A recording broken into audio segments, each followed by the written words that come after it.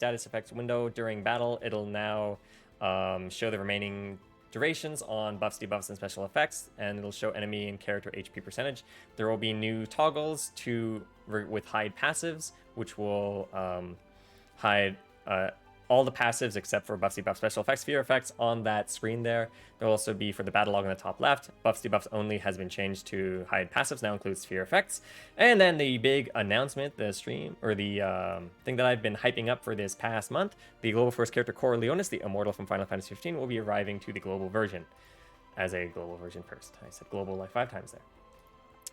So this is just an overview of his playstyle. Just know that he pairs up with one of his teammates to greatly increase his and their offense and defense and trigger a bunch of follow-up attacks. Here's some details about his command abilities and EX ability. This is his big thing here. The additional ability will trigger off of many people's different turns, primarily his, the ally, with as long as they have the buff, and enemies targeting him or the ally. Some exceptions apply. And if the enemy is targeting all, it'll still trigger twice as long as both buffs are active. And if the enemy is paralyzed, they can't act as long as they're still fulfilling one of those conditions. He'll still trigger the additional attack. His LD ability, or LD special effect, King's Power Within, allows him to gain these stacks based on how many additional attacks he triggers. And at level 10, he can use Reaper's Gale, which will deal maximum bravery damage in those rainbow numbers.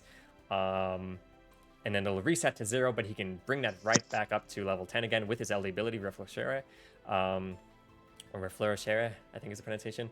So it'll increase the level to 10. So if you want, you can loop him back and back to back for a lot of damage. And then his event. Limited time core event from July 28th through August 11th, just in a day.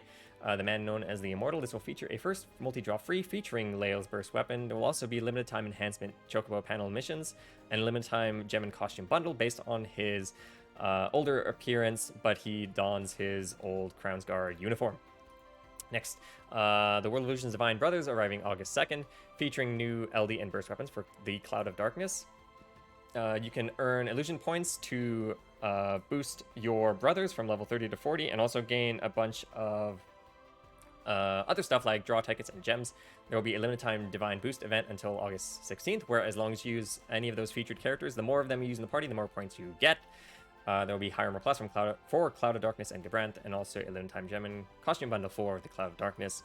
Next, Gladio will be returning in his Lost Chapter Around the Fire on August 6th. He'll be featured in this mystery character there on the right, whose event will run from August 10 through August 24th. There'll also be returning gem and costume bundles for Gladio, Vayne, and Fran. Sorry, I'm skipping a lot of stuff now. The raid event, the Lord of Subsidence. Subsidence, with featuring the Tunnel Raid, introducing a new burst and LD weapon on 2 banners, featuring a rework for Titus, High Armor Plus, for those characters, and also the stickers. I forgot to mention the Titus stickers. That one's really cute there. And also the time gem and costume bundle for Titus. Last 2 slides. So Reno will be returning in his Lost Chapter on August 17th with and so from his event moving forward, the quality of life on the bottom there. So from the event on August 20th, co-ops will no longer drop specific characters High Idoga, High Idoja. Instead, they'll drop these generic event artifact tokens, which you can exchange for whoever's featured Idoga or Idojas there are for that event. There'll also be a limited time gem and costume bundle for Rosa, and this limited time event, the Equinox Aura, featuring normal and hard mode versions. The normal gives a bunch of rewards, not just for veterans, but also new players, such as like various catch-up materials. But there will also be 15,000 enhancement points in this event, featuring in the hard mode free Perfectum Lufenia quests, and there'll also be a challenge campaign, which will have a free first multi-draw, and these other returning campaigns. And finally, the next boss rush quest, the Forbidden Mesa, will arrive from August 25th through September 8th.